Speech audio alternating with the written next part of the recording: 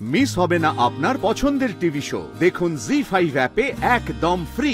আমি অনেক কিছুই বুঝলাম শ্রী, আর যা উত্তর পাওয়ার সেটাও পেয়ে গেছি। আন্টি আন্টি আমি আপনাদের আর সময় নষ্ট করতে চাই না। থাক থাক বাবা থাক। ঠিক আছে, চলে আয় চলে আয়। দিদি দিদি আমার কথাটা শুনুন, আপনি ভুল বুঝবেন না দিদি। আন্টি আন্টি আন্টি আমি আমি মায়ের সাথে কথা বলবো। আমি মাকে বোঝানোর চেষ্টা করব যাতে যাতে ভুল বোঝাবুঝিটা মিটে যায়। কিন্তু ততদিন আপনি নিজের স্বাস্থ্যের খেয়ালটা রাখুন, আর কোনো প্রয়োজন হলে আমাকে ফোন করবেন।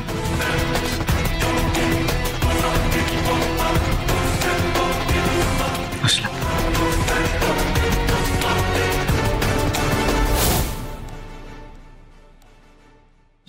কাকিমা আমাকে ক্ষমা করবেন, এই কথাগুলো আমাকে সবার সামনে বলতে হলো। আসলে সতীশ এমন অভিযোগ করছিল যে চুপ করে থাকলে আরো বাজে বাজে কথা শুনতে হতো, তাই এইসব কথা বলতে হলো। না না না, খুব ভালো করেছো, মনের কথা সবার সামনে বলে ফেলেছো, খুব ভালো করেছো। বৌমা, আমি এই নিয়ে এখনো কথা বলতে চাই না, আমার শরীরটা খারাপ লাগছে, আমি একটু বিশ্রাম নেব। রাজ বাবা, আমরা নিজেদের মধ্যে একটু কথা বলতাম, যদি কিছু মনে না করো তুমি। হ্যাঁ কাকিমা, আমি তো বেরোচ্ছি, আপনি একটু বিশ্রাম নিন। আর শ্রী, বলছিলাম যে যত তাড়াতাড়ি সম্ভব আমি টাকাগুলো জোগাড় করার চেষ্টা করছি। টাকা জোগাড় করলেই আপনি ওদেরকে টাকাটা ফেরত দিয়ে দেবেন। রাজ, আমি আপনার থেকে কিন্তু এই টাকাটা ধার হিসেবেই নেব, আর আমি যখনই পারবো তখনই পুরো টাকাটা শোধ করে দেব। চিন্তা করবেন না, আমি আসি।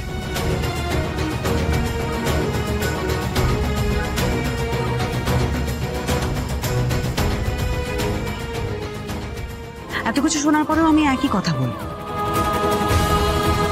সতীশের মতো ভালো ছেলে পাওয়াটা আজকালকার দিনে বিরল।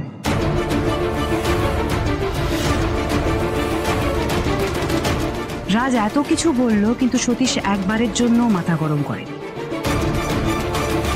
উল্টে শান্ত থেকে ভদ্রতার একটা অন্য নিদর্শন দিয়ে গেল আমাদের সামনে। আমি চাই না এই সম্পর্কটা ভাঙুক।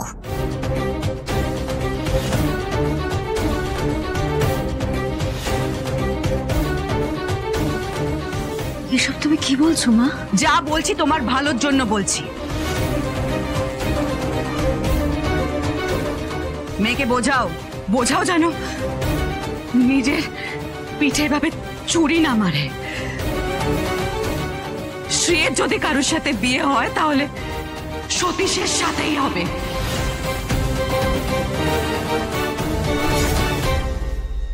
সতীশে এবারের জামাই হবে, ব্যাস। জি5 ডাউনলোড করুন আর সব এপিসোড দেখুন একদম ফ্রি।